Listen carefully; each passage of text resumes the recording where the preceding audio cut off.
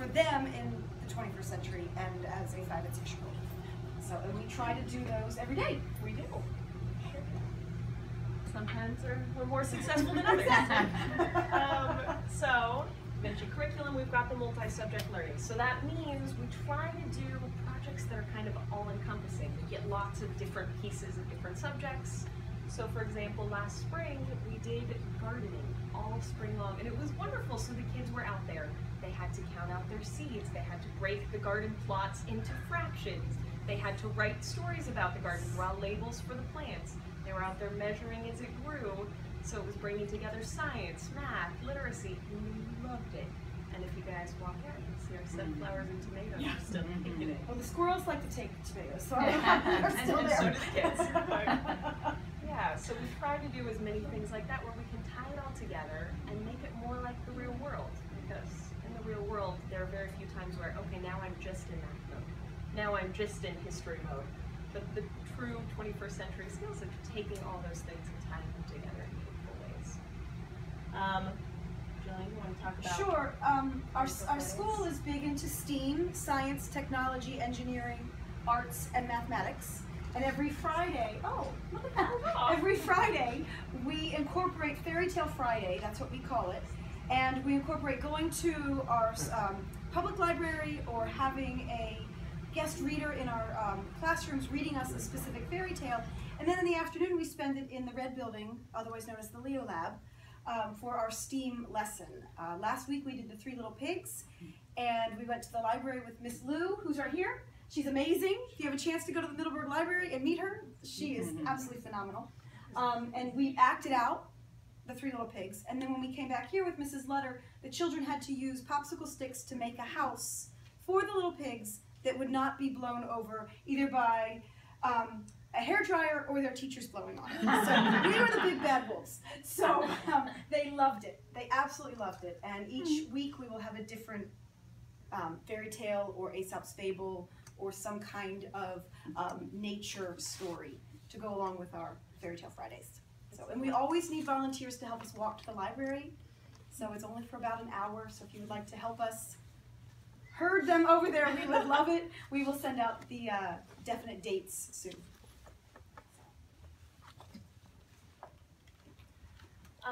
And then finally, project-based learning. Now, some of you who are parents from before are more familiar with this. Some of our new parents might not know. Project-based learning is essentially like the garden. You take a real problem. We want fresh fruit and vegetables. Now let's solve this problem. And what we try to do whole school is each quarter we have a big project that the kids work on. They work on it here at school, and they work on it at home with you so that we can really involve the family, involve the community. So our 4 projects try to align with the 4 big themes that Mr. Larson talked about. So this first quarter, we're learning to explore identity and location. So we're talking about community helpers. So we started off with our walk around the community, which was a blast. Ms. Letter helped organize that. And then we have copy machines on Fritz. We have these all made and ready to send home with you tonight, but they might have to come home tomorrow.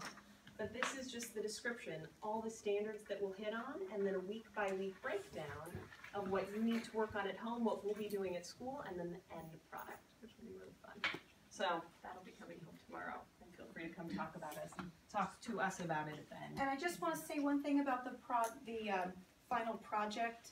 It's more about the process than it is about the final product. And we really do want the products to be made by the kids. You can supervise, you can help, but let them do it.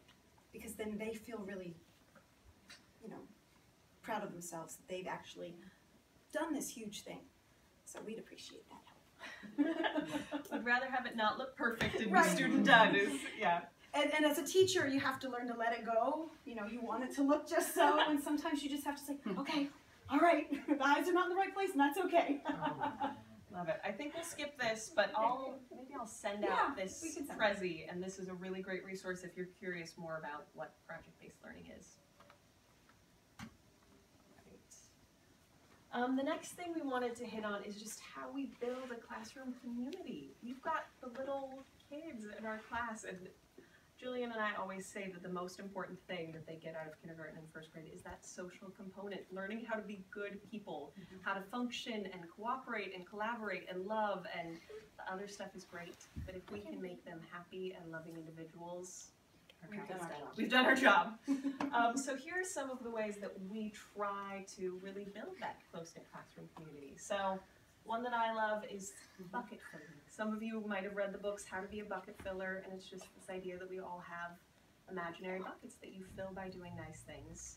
But the best part is when you fill someone's bucket, your bucket gets filled. So it's kind of a simplified way to talk about the golden rule and get kids thinking about how to be kind and what does it mean to be kind. We also have started the 3 R's of MCCS: respect, responsibility, and, respect yourself, respect others, and respect property. And I like to add responsibility in there too.